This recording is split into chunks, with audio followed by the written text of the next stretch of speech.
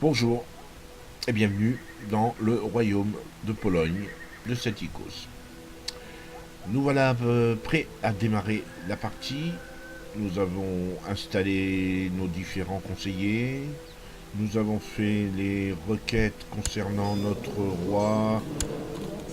Nous avons fait en sorte de séduire un peu plus notre reine afin de lui proposer quelques nuits torrides pour travailler un petit peu notre succession.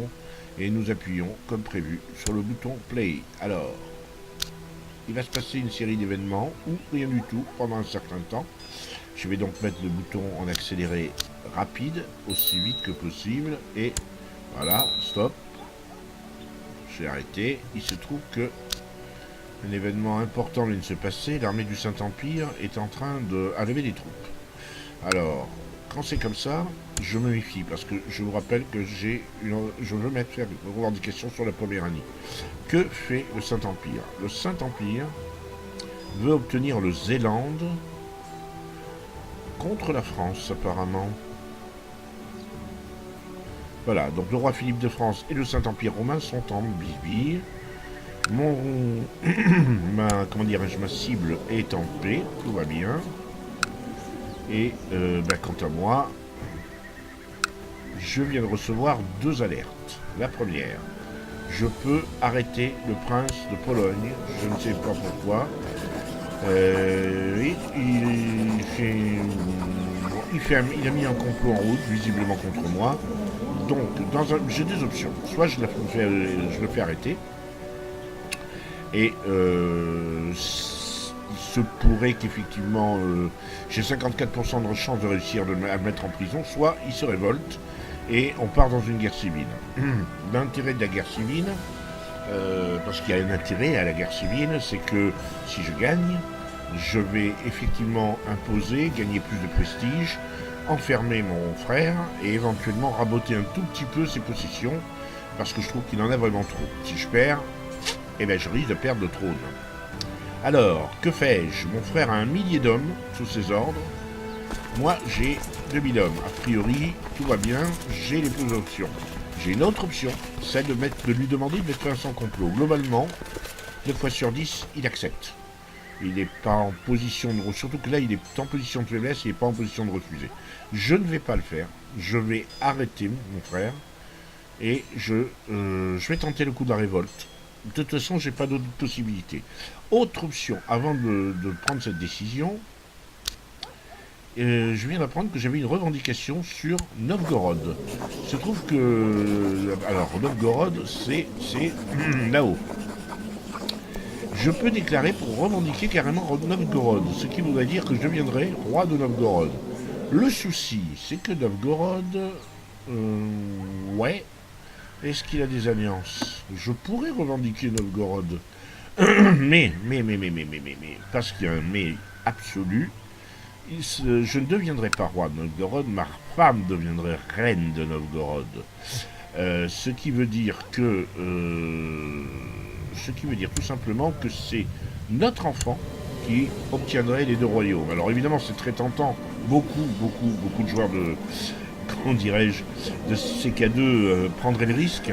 Le souci, c'est que Novgorod est en guerre contre Kiev, et que Kiev est en guerre pour obtenir Novgorod. Or, Kiev, c'est 5000 hommes, c'est-à-dire beaucoup plus que moi. Donc on va être en guerre contre Kiev et ses alliés. Est-ce que Kiev a des alliés? A priori, non. Mais Novgorod, je rappelle, est en guerre contre Kiev. Ouais, donc en gros, je vais avoir l'armée de Novgorod sur le dos, plus les 5000 hommes de Kiev sur le dos. Non, c'est pas globe. Je vais pas faire ça. On va pas commencer par un gros fail. Ce serait dommage. Donc je vais tenter le coup de la guerre civile. Et on verra ce qui se passera. Donc j'envoie Scratch. Et mon frère attend la mort. Donc là, maintenant, mon frère est... Voilà ce qui se passe. Mon frère n'a pas d'enfant. Il a 23 ans.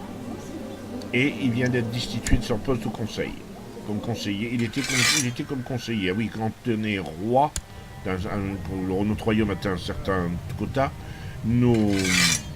Notre conseil est comment dire, composé d'un certain nombre de conseillers, plus d'un titre de conseiller plus ou moins extraordinaire. Un siège de conseiller saxe. Esthétiquement, si vous voulez, on peut dire que c'est une sorte de bonus.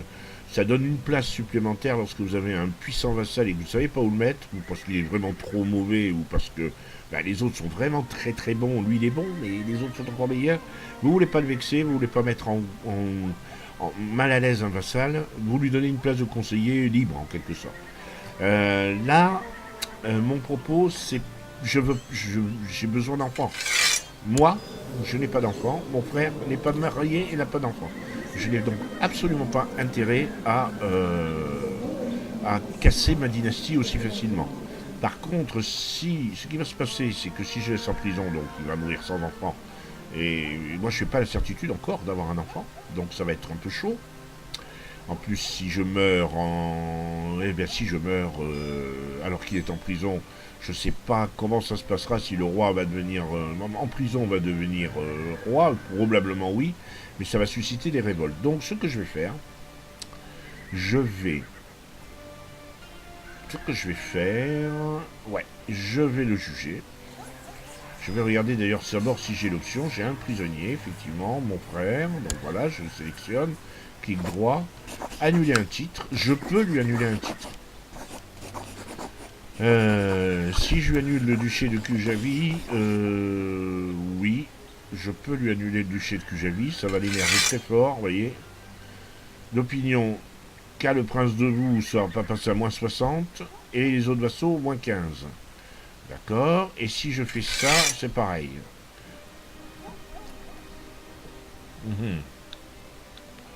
Je vais lui prendre. Je vais lui prendre le comté de. Je peux pas. Je ne peux pas. Je n'ai pas 50 points de prestige. Et la loi de la révocation n'est pas active. Donc mon frère va rester en prison pendant un temps. Il est intelligent d'en jouer le coup, puisqu'il m'a poussé à l'arrêter. Je l'ai enfermé, mais le problème c'est que ma dynastie a...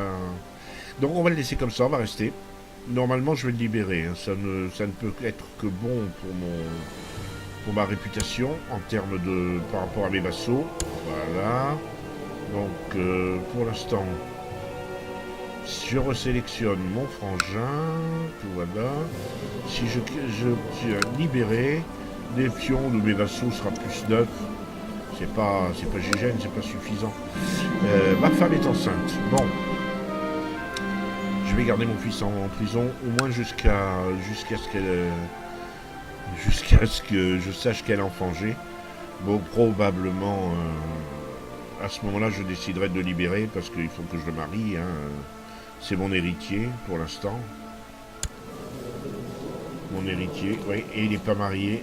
C'est amusant ce qui t'intéresse. Ah oui, c'est normal. Je me pose la question, normalement on a une alerte quand on a l'héritier qui n'est pas marié, mais l'héritier étant détenteur d'un titre, je ne peux pas le marier. Alors là, mon maréchal a amorcé un recrutement passif. Le souci avec un nouvel oiseau est arrivé aux écuries, un nouveau livre consacré à l'art de la poésie, maintenant à la bibliothèque. Je dois commencer le livre, je risque effectivement d'avoir 50% de chance d'être déçu par le livre, ou 50% de chance d'être inspiré, de devenir poète. Sinon, j'ai 50% de chance d'avoir, si je choisis la chasse, d'être déçu par la fauconnerie, ou d'avoir une fauconnerie heureuse, et d'avoir peut-être même de gagner un titre de fauconnier. On va prendre la fauconnerie. D'habitude, je prends le poésie, mais là, j'ai envie aussi de tester quelques bonnes surprises. Mon nouvel ageau a attrapé et tué des tas de lapins, puis me les a remportés. Ça me plaît, et je prends plus 1 en diplomatie. C'est très bien. Voilà. Alors, c'est ce que j'allais vous dire. Le souci avec ce jeu, c'est que, bon, à part des mini-events comme celui-là, au début, il ne se passe pas grand-chose. Et dégoter les premières revendications pour pouvoir lancer la guerre, c'est extrêmement compliqué. Alors ce que je fais, je me balade en Europe, je regarde des tas, des pays de temps en temps, où ils en sont. Là je vous découvre qu'en ce moment Novgorod est en cours d'invasion. Kiev, les positions de Kiev sont envahies par Novgorod et les positions de Novgorod sont envahies par Kiev. Pour l'instant c'est un statu quo. Ma cible est toujours en paix. Il me déteste. Et on continue. On va même accélérer la vitesse. Voilà. Hop, hop, hop, hop, hop. Grand chef de Octobia a usurpé le titre de Liubice. Alors, c'est désactivé. D'accord. Donc ici, Obotricia. D'accord. Bon, c'est un de mes voisins. Un client potentiel du roi de l'empereur romain. Bref, il faudra s'en méfier. Bon, allez. Mon prince, là, mon frère, que j'ai fait enfermer, se plaint de sa cellule, qu'il est trop prise. Je vais faire preuve de... Si je fais preuve de clémence, son opinion va passer à moins 85. Qu'il y croupit, son opinion va passer à moins 85, de toute façon. Et il risque d'y avoir... si je fais ça, si je choisis de l'envoyer dans les oubliettes, qui revient à le tuer quasiment, rendez-lui sa liberté. Allez, on lui rend sa liberté. Et il me doit une faveur à partir de maintenant. Et voilà, j'ai un nouvel héritier. Une héritière. Richeza. On va garder ce nom. Il y a la possibilité, vous voyez, de changer le nom. On aurait pu l'appeler Margarita, comme la pizza, mais bon, on va pas non plus exagérer. Richeza. Donc, j'ai une héritière. Je savais qu'il y avait un énorme ours quelque part près des grottes de Cracovie, et l'un de mes courtisans a insisté pour nous accompagner. Lorsque mes hommes et moi sommes allés chasser l'animal sauvage. Cessez de me harceler. Vous pouvez venir, pas question. Si je choisis cette option, pas question que vous veniez avec nous. Voilà. Hop. Non, parce que des fois, il meurt. Ah, nouvelle. La Pruténie est en guerre. Et elle est en guerre. Ah oui, ils sont alliés. Assujettissement. Assujettissement. Prussienne, Véligradienne contre le chef de Tobotria. Alors, a priori, parce que ce sont des païens, ils auront la possibilité, à la différence de nous, ils ont la possibilité de déclarer des guerres assez facilement. Une fois par an ou une fois par règne, je ne sais plus. Et ils peuvent assujettir une région ou un pays tout entier une seule fois. Après, ça retombe exactement comme pour les chrétiens, c'est-à-dire qu'il leur faut des revendications.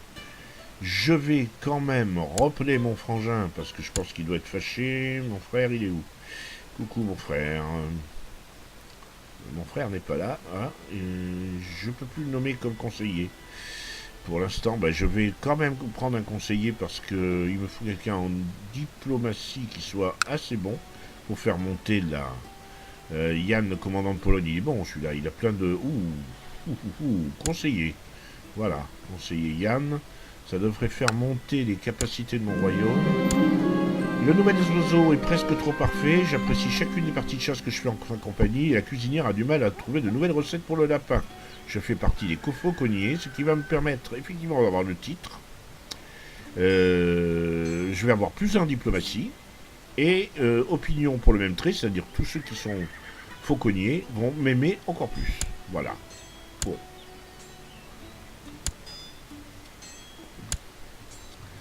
Alors, pendant ce temps, je peux toujours pas déclarer la guerre à mon voisin. Pendant les Pruténiens se sont fait ramasser une tôle. Attention. Attention, attention, attention. Voilà. Un château a toujours besoin d'être agrandi et amélioré. Organisation et diligence sont les maîtres mots pour conduire efficacement les travaux. Il faut réduire les coûts. Il faut réduire les délais. On va réduire les délais. Alors, je fais stop. Les habitants de Constantinople ont progressé au-delà de notre propre... Alors là, on obtient quelques bonus en termes d'écologie. Donc, bien. Donc, je viens de découvrir quelque chose de très intéressant. C'est que je peux déclarer la guerre. Guerre sainte. Ok. Le souci. Si je déclare une guerre sainte... Alors, c'est une possibilité, effectivement, quand on est roi chrétien, de déclarer une guerre sainte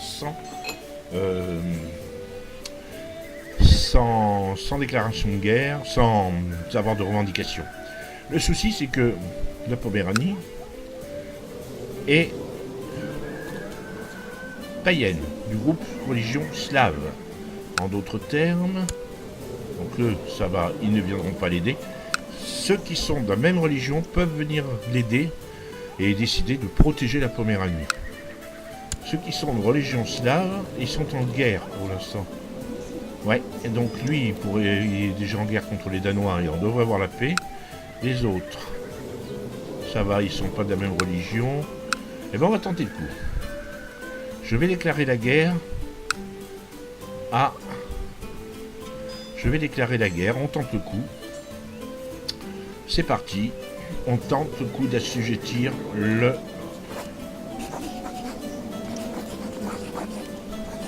Guerre sainte pour la Poméranie, donc la grande chefferie de Poméranie, ou le duché de Poméranie. Alors, le duché de Poméranie, il est où?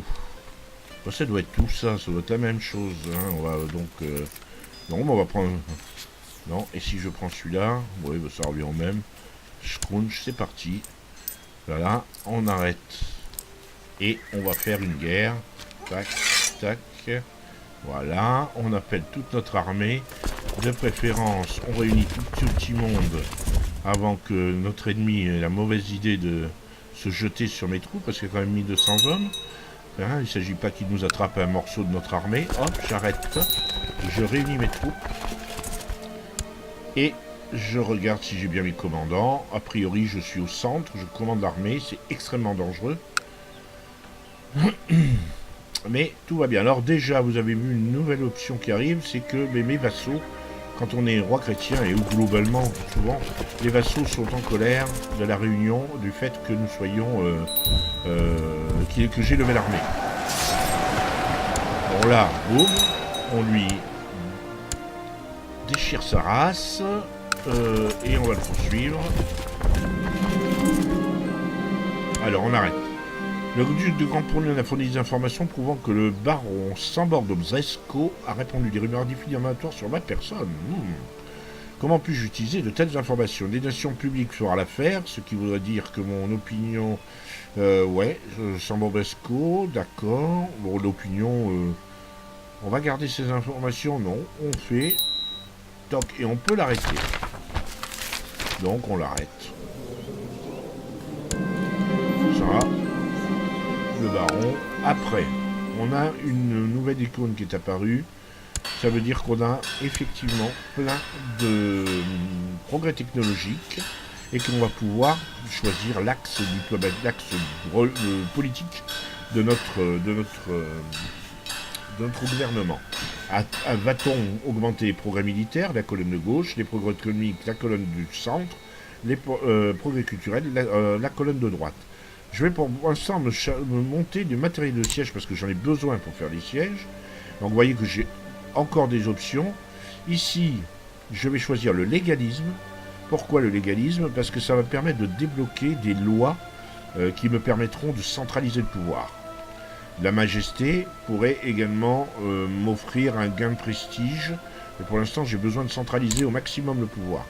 Et au centre, les progrès économiques. Eh bien, on va le faire. On va aller... alors, attendez. Construction, c'est le temps de construction qu'on gagne. Les donjons améliorés.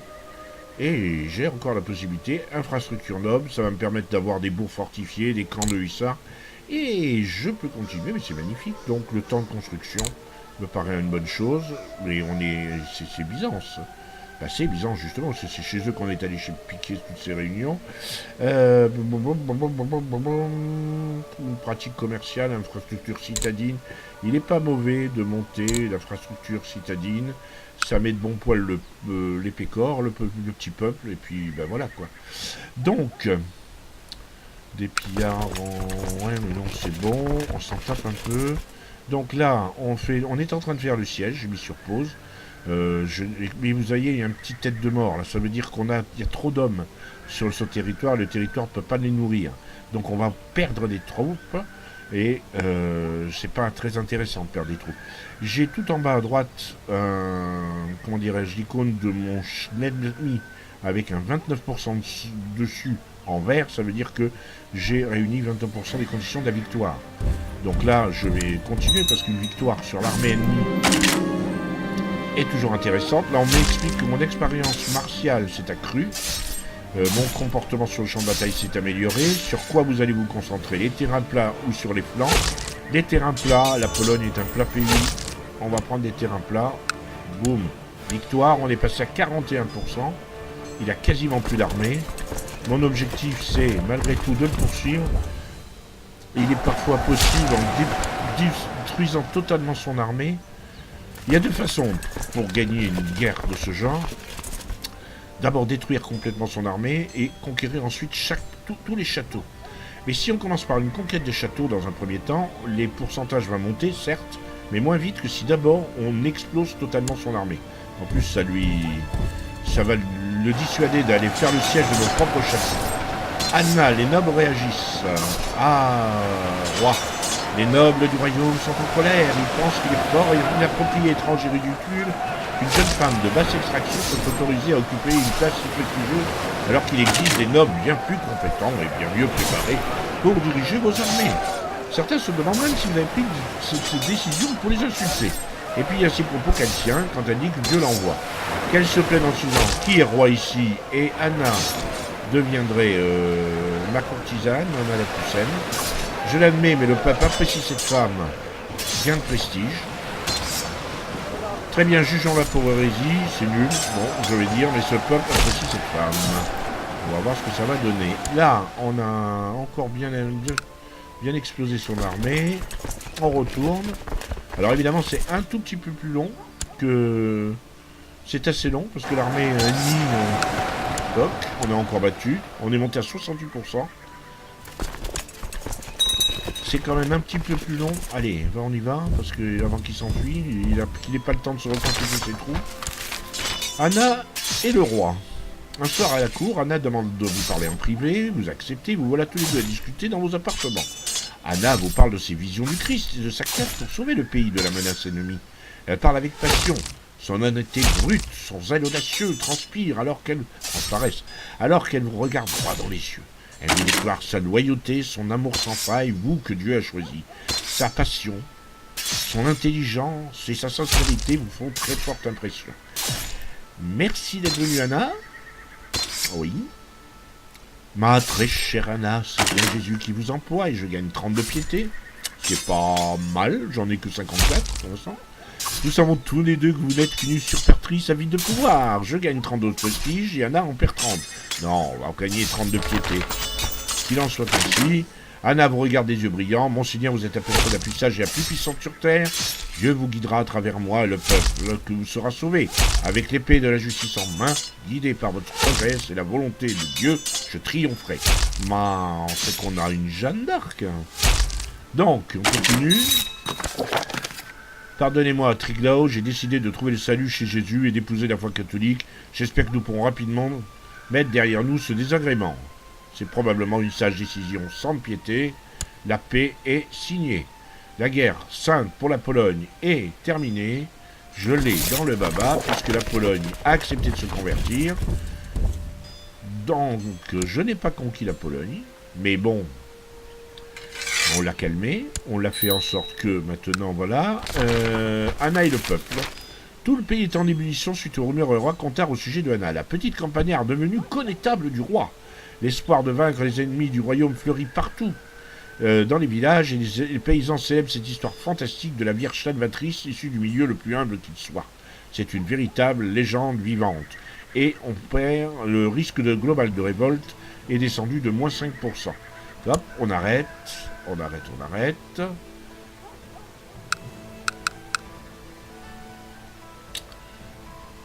Et je vais m'arrêter cet épisode ici.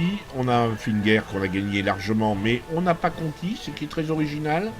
Ça serait agaçant aussi, parce que du coup, j'ai plus du tout la possibilité d'attaquer la Poméranie. Par contre, la Pruténie qui est en guerre, on va envoyer notre chancelier pour capturer un comté. Malheureusement, je n'aurai pas le débouché sur la mer que je voulais. C'est pas grave. Je rappelle que j'ai un prisonnier, Baron. Il est en prison depuis 1 an. Mais, comment dirais-je, mes vassaux sont un peu en colère. Ça va se régler assez vite. Eh bien pour l'instant, on n'a pas grandi le territoire, mais on a bien avancé. Pendant ce temps, Kiev est toujours en train de se castagner. Kiev qui a gagné sa guerre, il a conquis Novgorod. Attention, Kiev a conquis Novgorod, est beaucoup plus puissant. Le souci, c'est que maintenant il est en guerre contre le Ryazan. Kiev est en train d'essayer d'unifier la Pologne sous son nom et sous sa bannière. C'est pas une bonne nouvelle. Kiev est notre voisin, pas une bonne nouvelle du tout. Par contre, en termes de troupes, il n'a plus que 3000 hommes. J'aurais peut-être intérêt à attaquer Kiev, mais je sais pas, pour réfléchir. Il faut que de toute façon j'agrandisse mon royaume. Il n'y a pas 36 solutions. C'est le nord ou c'est Kiev. C'est hors de question que ce soit le Saint-Empire romain, qui d'ailleurs est toujours en guerre, mais lui c'est parce qu'il a plein de révoltes. Et il est en guerre, il a une trêve avec le roi de France. Qu'est-ce que ça a donné? Le roi de France, le Hainaut, Breda, il a dû prendre le Hainaut et le Brabant. Ouais. Le roi de France s'est fait grignoter un petit peu. On va s'arrêter là pour cet épisode. Un peu décevant, je dois le reconnaître. Un peu surprenant, déstabilisant, parce que c'est assez rare que j'arrive à convertir de force un pays. C'est pas mon propos, mais bon, voilà, quoi, hein, on va prendre ça comme ça. Et je vous dis à bientôt, si vous le voulez bien.